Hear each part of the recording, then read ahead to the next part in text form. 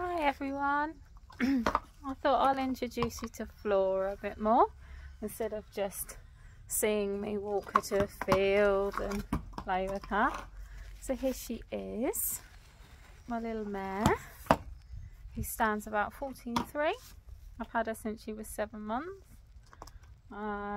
As I've said before, got her from a good friend of mine who's based in Spain, Dominique Dressage. So she's just turned 6, really. Very young for a 6. We've taken everything very, very slowly. Also work commitments. And I want a nice horse that will last me. She's very, very loyal. Really nice, sweet personality.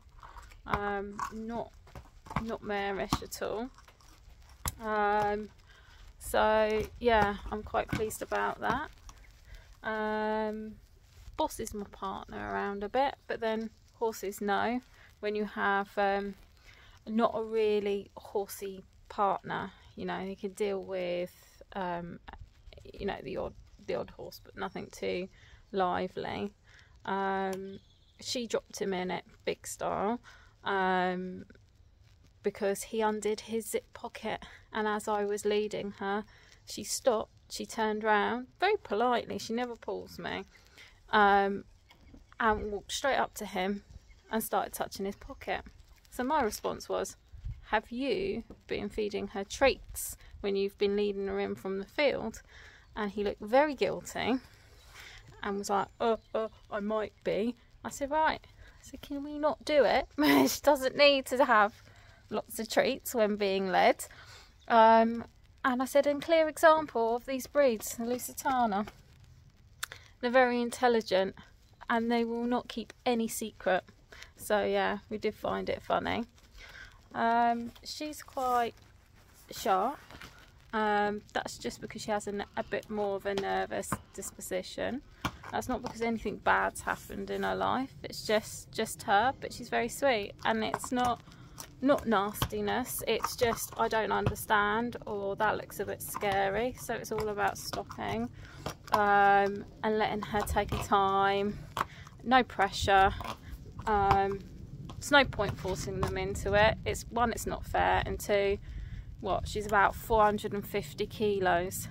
I'm not going to win that argument, and it's all got to be fun. And she's going to take my hat off because she's very inquisitive. I'm really pleased with her. You know, she's my best friend. You know, when you've had enough of human contact, she's there. She whinnies at me in the morning. She's pleased to see me. But she susses you out before you've even sussed her out, and she's very, very quick learner. Fantastic thing. Also a bad thing. QED. Mike, and thinking that he could keep a secret by giving her a few too many treats. Yeah, like I said, she will not keep your deepest, darkest secret when it comes to food. I'm hoping to get her out a bit more this year. Go back to doing some more in-hand stuff. I think it's very good, especially way before you back. Just lots of practice, everything in hand. That way, it's when it comes to, you know, them feeling like they're on their own because suddenly you're on their back. Everything they've seen most things. It's not an issue. It doesn't matter. Talking to people that are out walking, or let's turn you around now because my arm's aching. Talking to people that you meet out when you're out hacking, you know, when they decide they're going to do you a good thing and hide in bushes, and she's like, what is that? I always say, can you please just talk? Or her name's Flora, just say hi Flora. As soon as she can hear a voice, she knows that it's not a monster behind a bush, it's a person. So therefore, oh, it's okay. And I just say, just keep talking as I come past. I explain that she's young, and that when you change your whole shape, or you know, 1 minute you're there and the next minute you're not, it becomes quite a challenge. And so far we meet some really nice people out hacking that understands. She'll quite happily walk up to people. She loves it with people with children, because obviously children like horses, so she'll be quite happy to be petted by children, and loves it. Anyone, but she's just personal spaces. She thinks that everyone's horsey, and that they won't mind a Flora face in their face, and then once she's given them a kiss, off she'll go. We currently hack out with a friend of ours, Lauren, who's got her horse here, Howie, who's been really good for her confidence out hacking, because he's a trusty old ex-racer that's seen it and done it. Obviously puddles, you know, typical thoroughbred mentality, won't go through, so she will take over the lead and go past a puddle. But when it comes to cyclists, she's got a lot better, because her first ever hack, I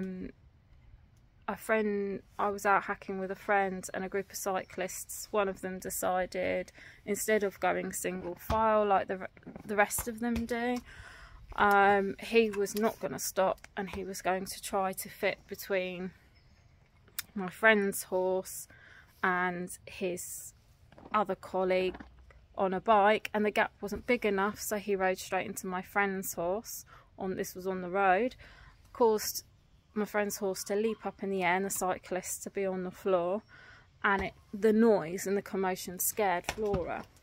So ever since then, well, we shot off down the hill. Luckily I stopped her. No cyclist, no horses, more importantly, and no horse riders, and no one else was injured badly.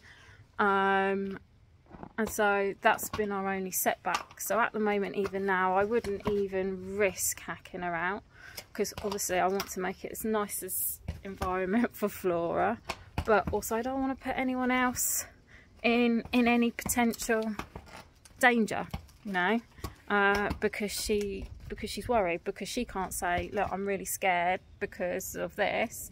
There she is, my pretty mare. So, you know, and we all need to learn to share the countryside and not be against anyone, really. We all should enjoy it fairly. So we only go out with Howie and Lauren. So when a cyclist comes, and I'm always lit up like a Christmas tree with all the blooming high vis and everything. So what we do is I go on the inside, so Howie goes on the outside, because he doesn't bat an eyelid. Like, bike could touch him and I don't think he would do anything, and she can see the bike, but she feels safe because she's got the confidence from her friend, who's just like, come on Flora, we can do it. And then after a couple of cyclists she's seen, generally on a hack, she doesn't react anymore. We don't bolt forward or jump up a bank or panic or go backwards or spin in the road and run back, you know. And if there's a wide bit of the road, we do what all riders should do and be polite, trot on to the next bit where it's safe and wide enough to do so, pull in and let the other road user go by. Thank you, and have a good day is normally what we say at the end of it. So I'm just waiting to hear back from a professional rider to help me with her schooling, because I need some help with that to get her starting. That's purely because I have a few health conditions myself, and sometimes I'm not able or not strong enough really to do it. Plus I want her to have a balanced, strong rider on her first, and then what I will do is, once she's got going, pick up having some training lessons with that person, to help me and to keep her going nicely. There's a lot of work going on at Slade's farm, so you might hear some builders doing things in the background. So yeah, we're hoping, I'm still waiting to hear back from something, but I'm hoping to take her to an Easter clinic just to start getting her out and about. And we've got some few shows lined up that I want to do, like in hand, It's all the foreign breed ones, because they have some really nice also ridden classes where it's walk and trot only, and it's training tack, so like amateur. So it really gets them used to being in that show environment under saddle, because again, that's different to going in hand. And again, we're hopefully no issues, no silly issues where things can happen very quickly. So yeah, but yeah, she loads. She's very good loading. She's very good in most things. I'm very pleased with her. So yeah, anyway, that's us for now.